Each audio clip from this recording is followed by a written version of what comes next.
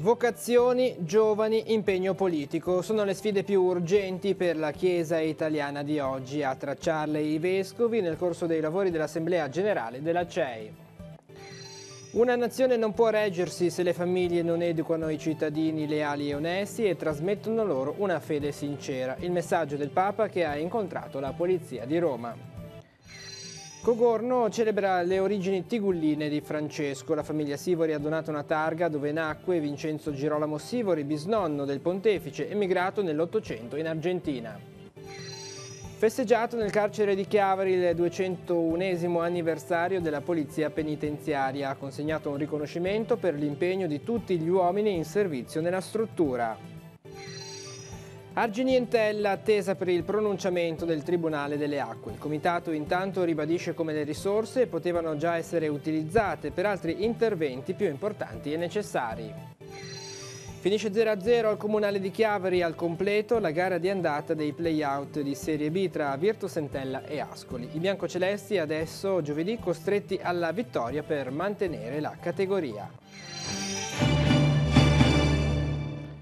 Buonasera ai telespettatori di Tiguglia Oggi. Quali sono le sfide più urgenti per la Chiesa di oggi? Hanno provato a rispondere a questa domanda i vescovi italiani che in Vaticano hanno affrontato i temi nel corso dell'Assemblea Generale della CEI. A tracciare il bilancio conclusivo dei lavori il presidente, il cardinale Gualtiero Bassetti. Sentiamo. Le vocazioni, il sinodo dei vescovi dedicato ai giovani, le sfide più impellenti nell'orizzonte contemporaneo e italiano. Sono stati questi alcuni dei temi al centro dell'Assemblea della Conferenza Episcopale Italiana, conclusasi ieri in Vaticano.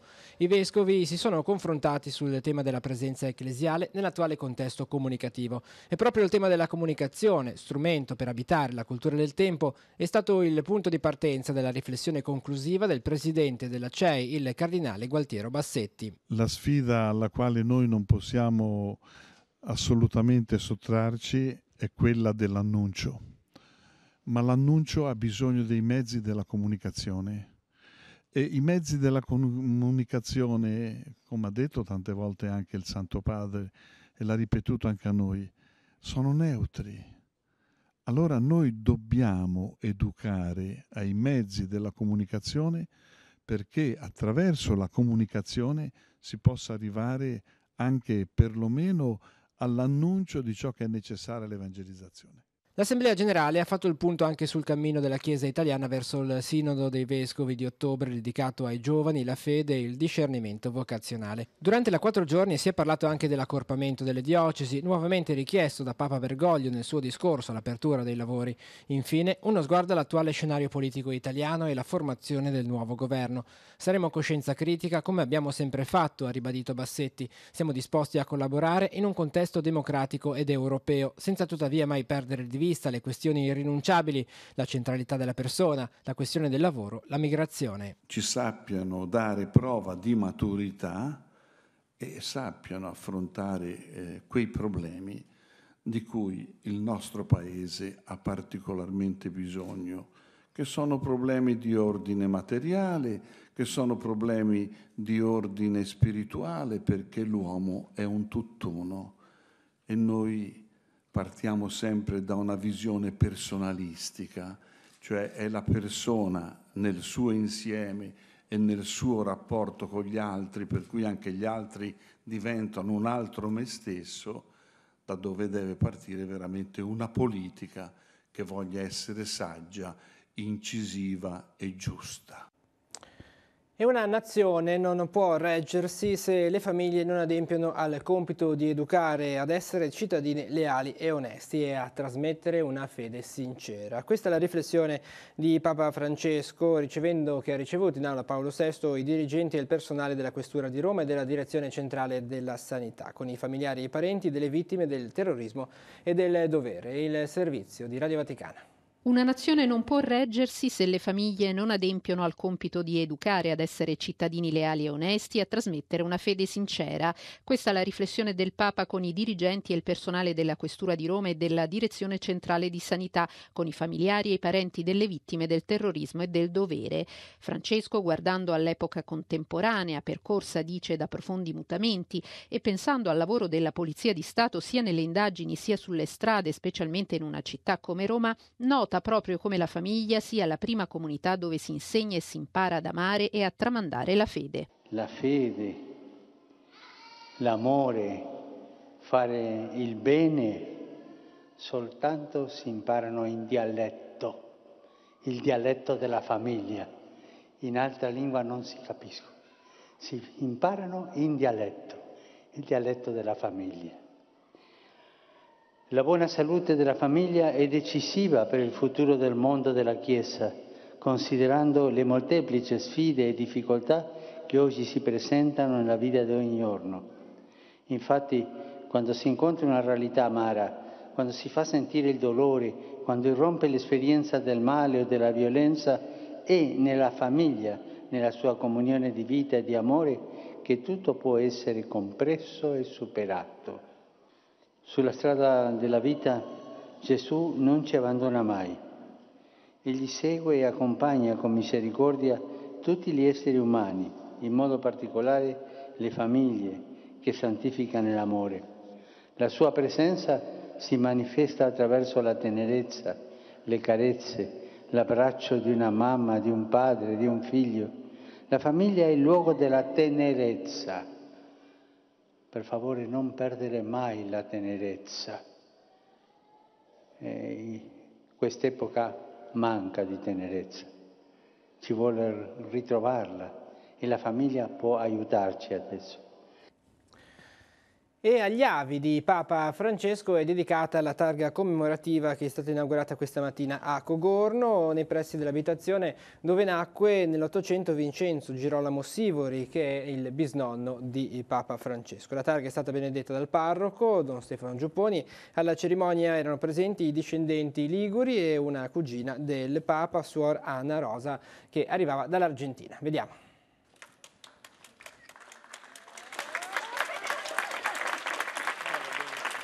Qual è l'importanza di una giornata come questa?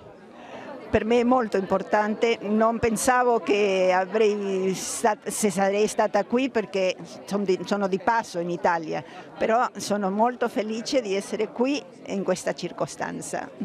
Qual è il suo legame con Papa Francesco? Bene, siamo cugini di secondo grado, i nonni erano fratelli, poi la mamma di lui e il mio papà erano cugini di primo grado. Perciò, ma siamo state sempre in relazione, sempre in comunicazione da piccoli, sempre. Lei è missionaria in Thailandia, ci può parlare brevemente della sua attività? Bene, io sono arrivata in Thailandia 52 anni fa e là abbiamo delle scuole, abbiamo dei centri per promozione della donna e lavoriamo relativamente bene perché il governo ci lascia, siamo liberi. Cosa significa per voi questo legame? Orgogliosissimi e felicissimi di far parte di questa famiglia che appunto è anche la famiglia del Papa, è un Papa che è veramente un vero pastore per tutti noi, è una persona umile e grande, siamo contenti. Lei ha avuto anche l'onore di incontrare il Papa? Sì, direi oltre che un grande privilegio, è stato un momento di emozione unica, inaspettato, è arrivato repentinamente quando proprio non ce l'aspettavamo, ma ci ha accolto con una gioia immensa e devo dire che è stata un po' la fine di un gran lavoro svolto dalla mia famiglia. Quanto è importante comunque ritrovarsi nella comunità?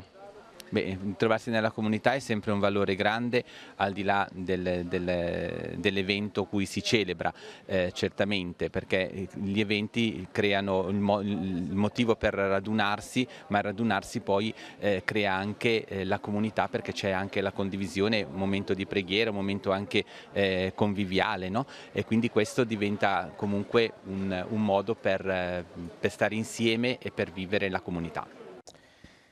È in programma questa sera a partire dalle 21 nella chiesa delle Saline di Bacezza a Chiavari la veglia di preghiera Educatori Primi Passi, momento di affidamento del tempo estivo, promossa dal Servizio Diocesano per la Pastorale Giovanile della Diocesi di Chiavari. Rivolgerà la sua parola all'inizio dell'incontro, che è rivolto a tutti i giovani animatori impegnati nelle esperienze dei campi estivi, il Vescovo Monsignor Alberto Tanasini.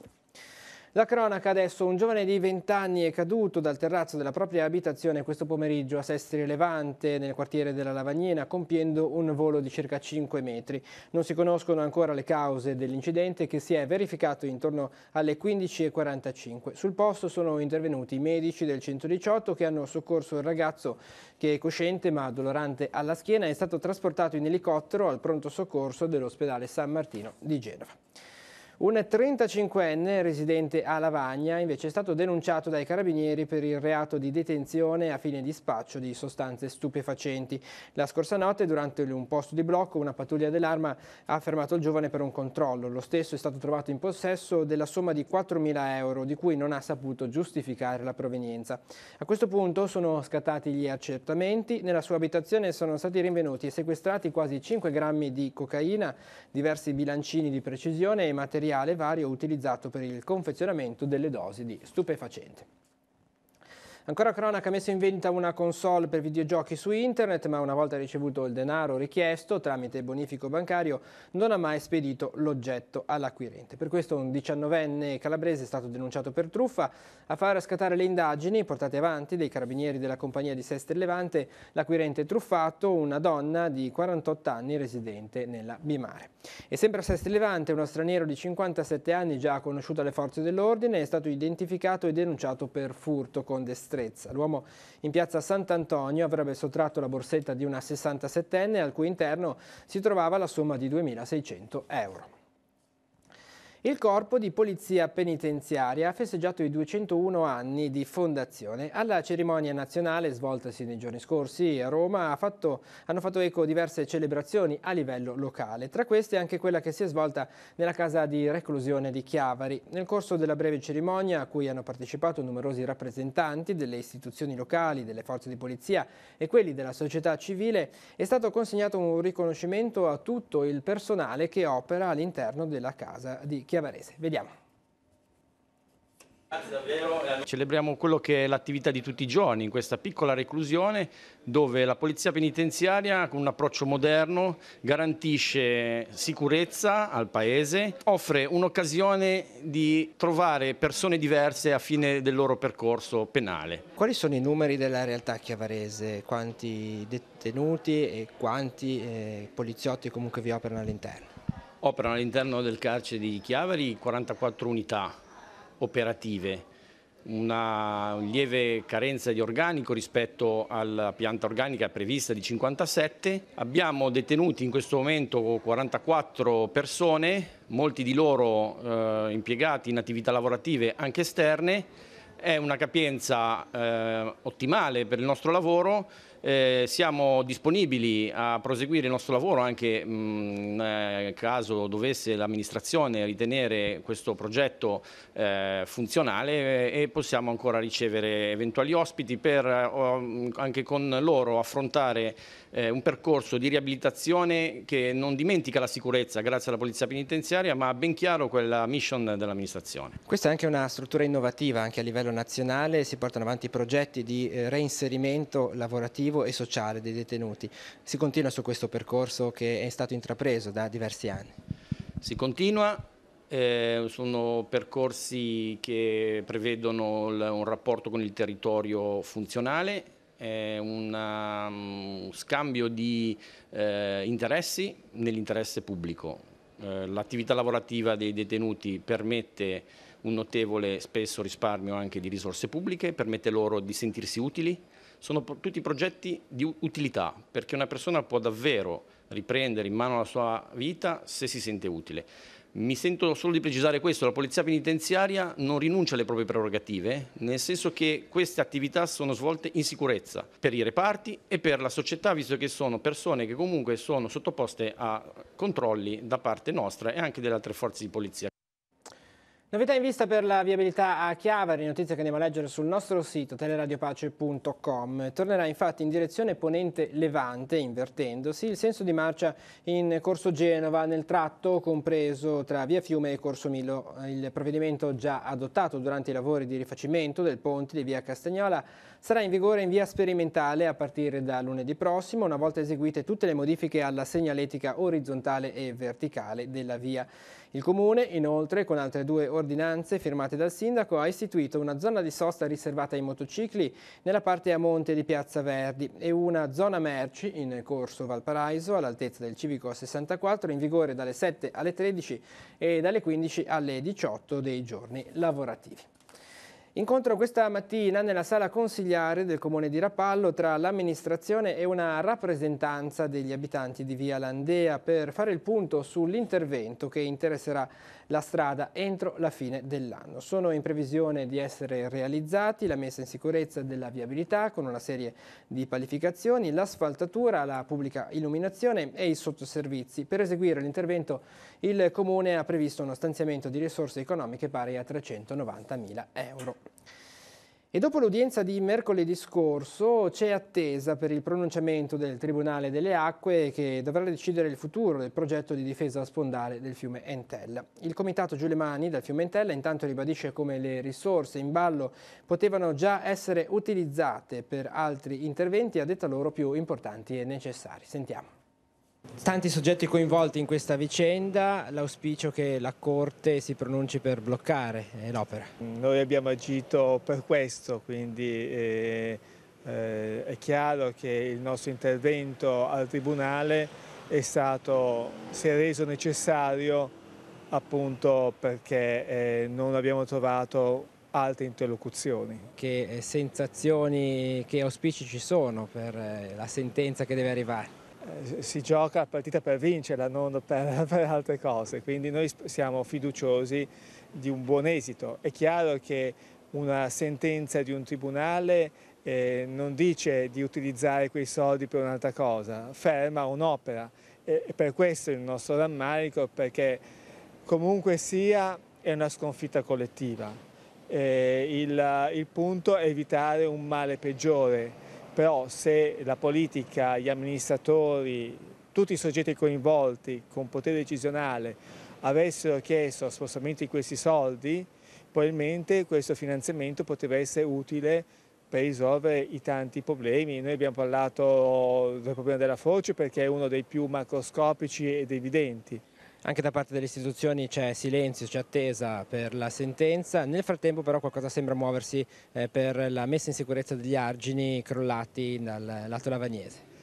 Noi dal 2014 che stiamo battendo su questo tasto, noi abbiamo già fatto proprio su questo tema più volte una edizione così in maniera un po' grottesca ma volutamente di protezione incivile, per dire come di un pericolo incombente, perché di sotto oltretutto passano i tubi delle acque bianche, delle acque nere eccetera eccetera, quindi si può solo immaginare in tema di depurazione che cosa succeda nel caso dove un evento determinasse la rottura di quelle importanti tubature.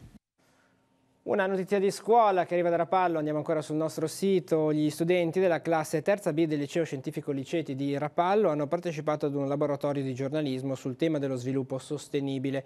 L'obiettivo era permettere agli studenti di cimentarsi in una simulazione professionale teorico-pratica all'interno dell'alternanza scuola-lavoro. I ragazzi hanno preso parte anche ad un evento sulla responsabilità sociale d'impresa organizzato dal Comitato Triregionale dei Giovani Imprenditori. Il prossimo 29 maggio incontreranno il responsabile della redazione del secolo XIX di Chiavari. Veniamo adesso allo sport. Era chiuso tutto nei prossimi 90 minuti il destino della Virtus Entella in Serie B. I biancocelesti dovranno uscire dallo stadio del Duca di Ascoli giovedì prossimo con una vittoria in tasca per mantenere la serie cadetta. Ieri sera, infatti, la gara di andata dei play-out, disputatasi a Chiavari davanti a un comunale da tutto esaurito, si è conclusa sullo 0-0. La cronaca.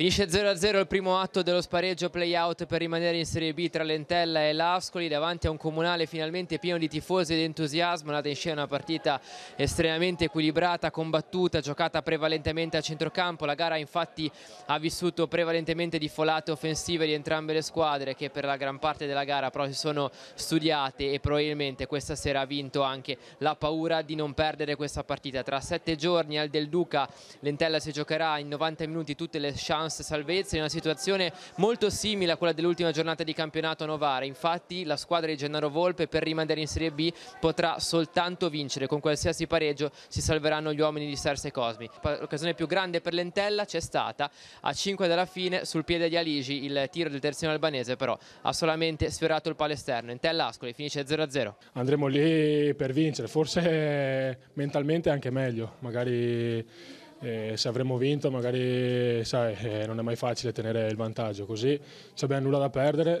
e dovremo giocare per un risultato e basta. Guardando appunto a settimana prossima e quindi ad Ascoli, per salvarvi dovrete segnare. Ti preoccupa il fatto che questa squadra è tutto l'anno che faccia un po' fatica a trovare la via del gol? No, io non sono preoccupato, perché in una partita di calcio può succedere di tutto, quindi abbiamo dei giocatori che possono fare gol in qualsiasi momento. Per tanti motivi durante l'anno non è successo, però questo non vuol dire che non possa succedere ad Ascoli. In questi doppi scontri non c'è un risultato che ti garantisce niente, perché se vinci 1-0 non è che poi torni giù e sei straconvinto di avercela fatta. Se perdi ovviamente non sei convinto di poterla ribaltare. Il pareggio lascia più o meno le cose come stanno, quindi noi sappiamo che bisogna fare una partita ancora più intensa di quella che abbiamo fatto oggi, e oggi abbiamo fatto una gran partita a mio giudizio, sotto l'aspetto caratteriale, agonistico e di personalità. Taglia quest'anno il traguardo della 62esima edizione. Tra gli ospiti attesi domenica c'è anche il presidente della regione. Stiamo parlando della festa del vino a Verici. La frazione di Casalza Ligure si prepara a vivere da questa sera 3 giorni di degustazioni, mostre e vendita di vini come la DOC Golfo del Tigullio e la DOC Valpolcevera. Non mancheranno anche momenti di confronto sui temi come il presidio del territorio e il rilancio della produzione vitivinicola locale con la Bianchetta. Sentiamo. Ci saranno ovviamente gli eventi collaterali, la musica, gli stand gastronomici, ma ci sarà anche spazio anche al dibattito intorno alla produzione vitivinicola. Noi pensiamo che ci siano 2 grossi problemi nella nostra zona per quanto riguarda il vino e tutto quello che è collegato. Uno, la promozione. La Bianchetta è un tipo di vino che è solo presente nel nostro territorio. È parzialmente sconosciuto, solo gli addetti ai lavori la conoscono, e sarebbe nostra intenzione portarla all'attenzione e alla promozione come tipicità del nostro territorio, che dovrebbe essere presente in tutti i ristoranti. E il secondo aspetto è quello della viticoltura, cioè ci sono delle regole imposte dalla Comunità Europea che bloccano un po' l'espansione di nuovi vigneti. Noi vorremmo, indipendentemente dalle norme, eccetera, ritornare quantomeno a quello che avevamo una volta. C'è una novità quest'anno anche sulla location dove si svolgerà proprio la festa, c'è un ritorno a casa. Sì, la location è nel piazzale della chiesa di San Lorenzo, che in tutto il mondo il piazzale della chiesa è il punto di incontro delle persone, un punto più vivo che c'è, e noi vogliamo appunto, abbiamo avuto la disponibilità da parte del parroco e dell'istituto diocesano del clero dell'area.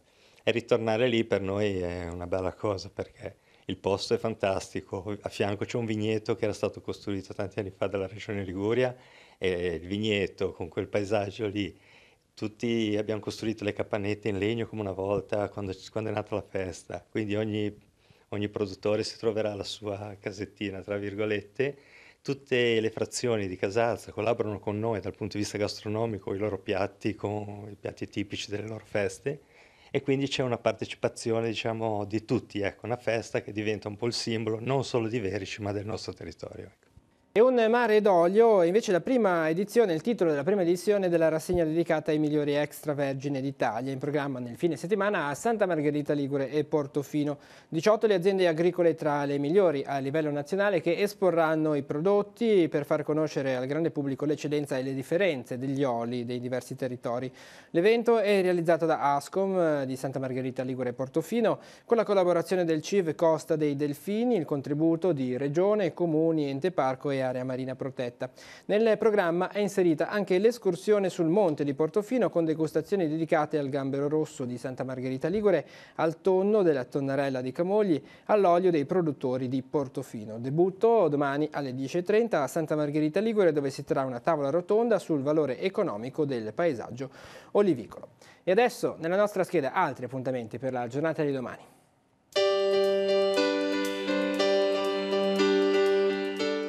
Appuntamenti in agenda per sabato 26 maggio. Ha ripreso l'attività il mercatino agricolo della Val Graveglia dalle 8 alle 12 nel borgo di Conscenti. A Nei i produttori della vallata proporranno i prodotti e le primizie del territorio.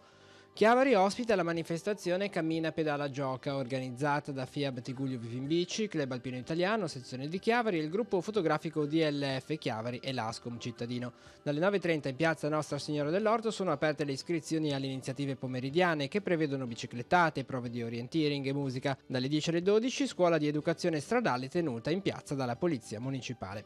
In occasione della 14ª giornata nazionale del Naso Rosso Fai nascere un sorriso, in piazza Matteotti a Chiavari dalle 10 alle 19 i clown volontari saranno a disposizione con tante attività dedicate ai bambini. Dalle 10 alle 20 sarà presente in via Rivarola a Chiavari per tutto il weekend il mercatino dei sapori e delle tradizioni, mostra mercato delle eccellenze enogastronomiche regionali italiane. Prende il via a Sestri Levante la manifestazione Verde al Mare, 2 giorni dedicata al giardinaggio e alle piante. Presenti al Parco Mandela una quarantina di espositori, previsti nel corso della giornata incontri e iniziative per grandi e piccini. Jurassic Flora è l'iniziativa dedicata ai bambini dai 5 ai 10 anni promossa dal Museo Archeologico di Sestri Levante. Laboratori in programma si terranno a partire dalle 15 a Palazzo Fasce. Le parole dei bambini è il titolo dei laboratori che invece la Compagnia Carabinieri di Santa Margherita Ligure e l'Associazione Culturale Terra Taurina propongono a partire dalle 16 all'Anfiteatro Bindi ai Giardini a Mare di Santa Margherita Ligure. L'ex sindaco di Rapallo, Mauro Cordano, presenta il suo libro Rapallo 1980-1990. Appuntamento alle 16:30 nella sala consigliare di Piazza delle Nazioni a Rapallo. Prosegue la rassegna Chiavari in giallo. Il quinto appuntamento è con Padre Brown, interpretato da Miro Gatti, che intervisterà Marco Ansaldo. Appuntamento alle 17 nella sala Ghio Schiffini della Società Economica a Chiavari. Nell'ambito del programma Primavera Concerti 2018, promosso dalla Filarmonica di Chiavari, si terranno i concerti dei corsi intermedi e avanzati alle 17 all'Auditorium.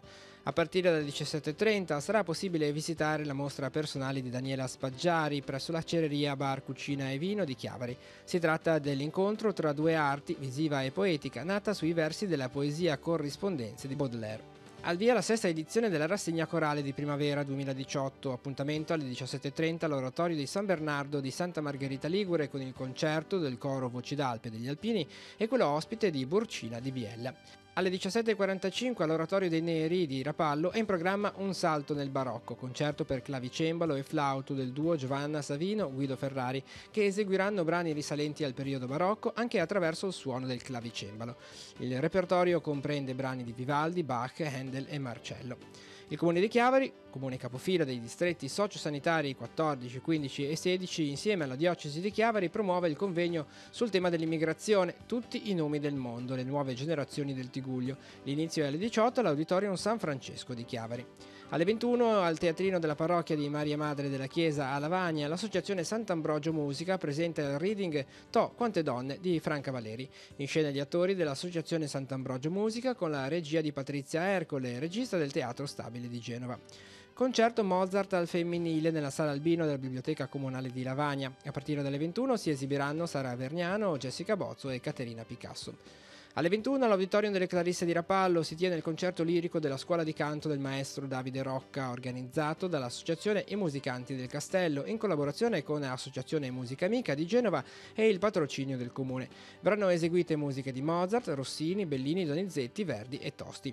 La parrocchia di Santa Vittoria di Libiola, a Sestri Levante, in occasione della festa patronale, promuove la rappresentazione della commedia in genovese Maieso tra i Ciapè a cura di Cuntasteuil, che sarà messa in scena alle 21. Alle 21 in piazza Marconi a Sesta Godano infine si terrà l'incontro di parole e musica Mali accompagnati, 15 racconti e una fine, con il musicista e scrittore Roberto Pelosi.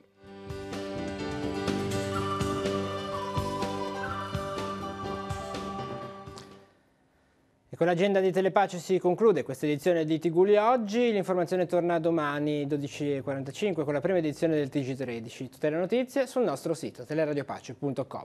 Grazie per essere stati con noi e buon proseguimento di serata.